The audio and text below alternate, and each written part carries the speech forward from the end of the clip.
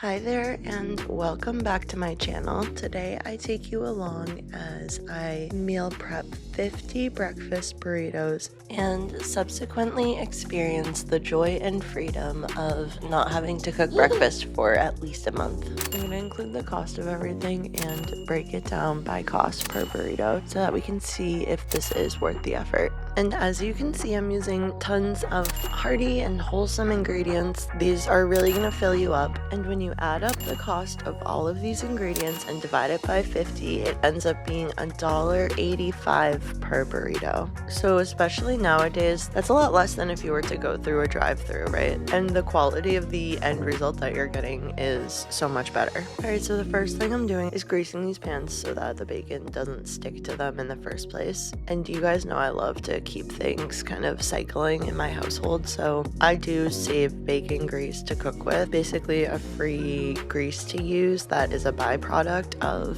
something that we're already cooking and eating. And obviously I made a ton of bacon grease this day, so I will be cooking with that for like the foreseeable future. Now, this took me a few hours to do, but again, that time is so worth it when that morning comes that I really don't want to cook anything, and these are so readily available and such a good breakfast option. Also, my husband's a plumber, and he really needs something that is going to give him plenty of energy in the mornings that's actually going to be filling and, at least tide him over to like snack.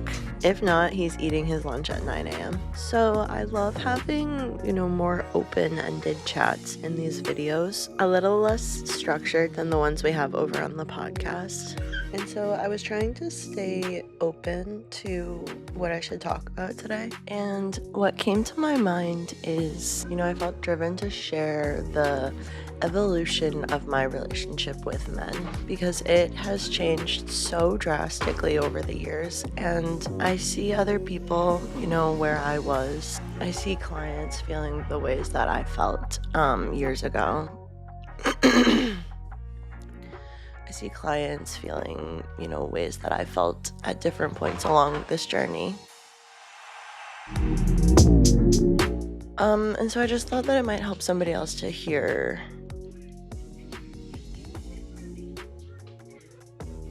And so I thought it just might help someone else to hear this journey of how men became kind of endearing.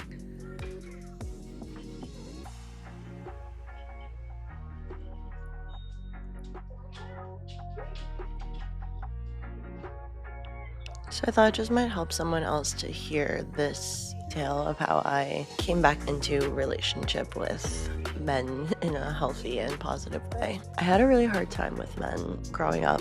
I had really terrible experiences. I'm not going to get into all of that today. I've already talked about that elsewhere. Until about my mid-20s, I was absolutely terrified of them. I truly thought that 90% plus of men were predators, would assault someone if given the chance, probably a child. And of course I know now that that is an insultingly low view of men and they are capable of so much more. But unfortunately that is some people's life experience, and that was my experience until I was older. So as you can imagine, I really didn't have a healthy relationship with men. So just about every man that I came across, I couldn't relax, I was so tense, I was on edge, and anything that they said or did that kind of reinforced that feeling, which when you're in that survival mode, it's biologically advantageous to see the world in a very black or white way, threat or no threat, but we're not meant to live like that long term. And it's hard when it's these chronic ongoing situations like rape culture, racism, things that are constantly getting reinforced, because when you're in that survival state where things are black or white, that reinforcement is okay, threat, it's a go. Anyway, if you're starting from that state of physical distress, I definitely recommend trauma therapy. I think that is important if it is available at all. I seriously felt up until that point okay, Garrett, my husband, is the one good one. Maybe not totally consciously. Of course, I knew that he couldn't be the only good man in the whole world. But subconsciously, I was he is the only safe man. So there's a few things that started to change this perspective for me. So for one thing, working with little boys who were so sweet. And I mean, these were kids who were in a behavioral program for all different reasons. And sometimes they were threatening to assault us, but it was just so clear how that was environmentally driven and how their nature was so sweet. So that's when I started working at the residential center, which was when I was 22, and I feel like I started to realize that their nature was so sweet, even though the world was kind of trying to, mess them up. And that's definitely a major theme that I continue to see and believe about humans in general. And I want to talk a different time about the fawn response, the fight, flight, freeze, fawn. I still struggle with that. I just melt when a man is not evil, and I'm like, oh my god, thank God, please take care of me, protect me, don't let them get me, kind of a thing. But I'd say that used to be the extent of positive relationships I could really have with men until the next factor I can point to happened, which was beginning to have male clients, especially as a therapist. I didn't think I ever would be able to work with male clients. I was so afraid of what they might tell me. But what I found is that just like everyone else, and just like those sweet little boys at the residential program, they had a beautiful human core. First of all, throughout my long career now working in mental health, I have worked with men who are offenders, and even working with them is different than I thought it would be.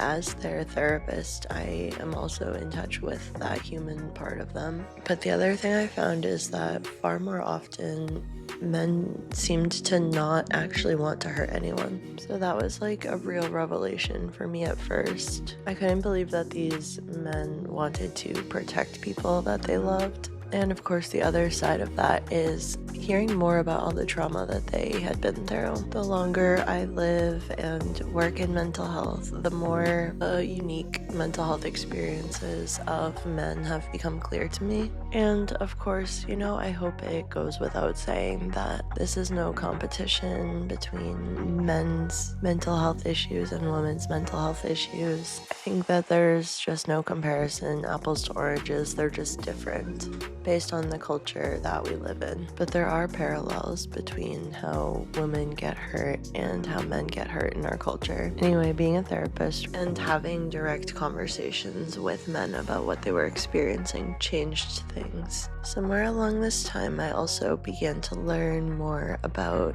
different perspectives on masculinity that really, felt like kind of a way to see a path forward with men and with masculinity as this healthy force that is capable of protection and doing and creating in the physical world. So, hearing other models and other cultures that have been kind enough to share their understandings of masculinity, I started to see that in men in everyday life, the healthy and sweet side of masculinity. And I think that the healthy masculine is so incredible, beautiful, powerful, really helps to bring out the healthy feminine and vice versa. It makes me think of a quote from Sherry Mitchell in which she said, "There is such thing as healthy patriarchy, we just haven't seen it here." Another thing that I think is coming from Sherry Mitchell has to do with the trauma that the boys of the Western colonial set have endured. And it has stuck in my mind ever since, because working in mental health, I know we are just starting to understand more and more the impact of intergenerational trauma on human beings on a cellular level. And there's some pieces that I feel like have been kind of clicking into place for me recently about this.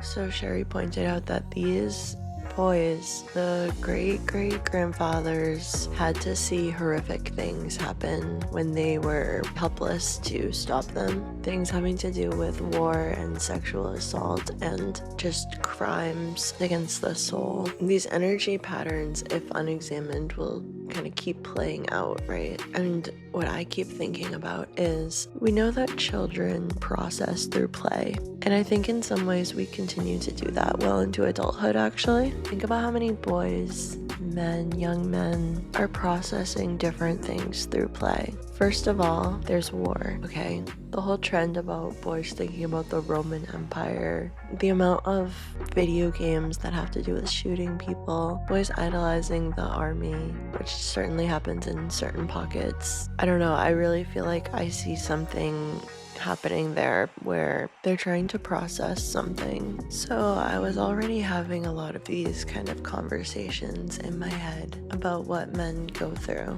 and how the unhealthy parts of our culture have developed, how they're hurting both men and women, how oppressive authoritarian patriarchy really stifles the gifts of the healthy masculine and feminine. And then, last but not least, I had a beautiful baby boy. I hear so often from other parents that they were afraid to have a daughter in our world. They were nervous about what she might go through. Well, I always felt that same way about having a son. I was terrified of who he could become. After I had Caleb, all of these newfound things that I thought I understood about men were really kicked into overdrive because, first of all, there was no doubt in my heart that he was born good, and he just really solidified the belief I have that all people are born good. I think we have some horrible systems that we indoctrinate people into, men and women. Second, I've been able to see firsthand how much guidance, support, nurturing, and love little boys need.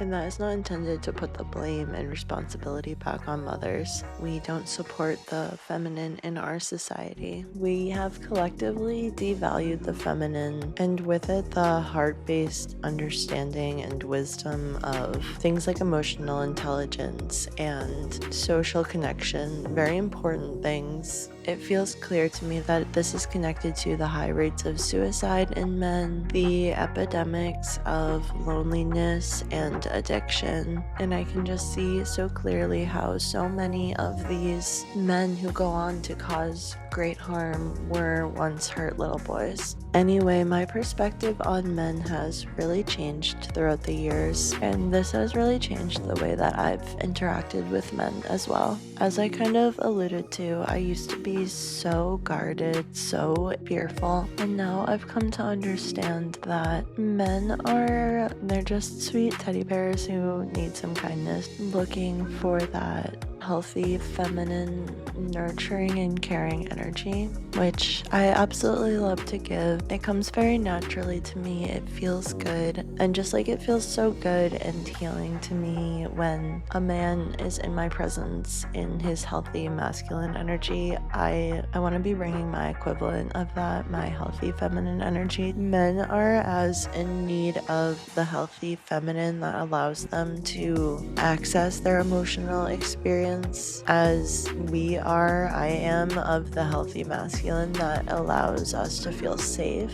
Most men are in desperate need to experience that healthy feminine, just as the same could probably be said about most women experiencing that healthy masculine. And I just absolutely adore the version of men that comes forward when they are in that healthy, secure, protective stance towards life and the people that they love. And I think that men can be so good. Men can be excellent.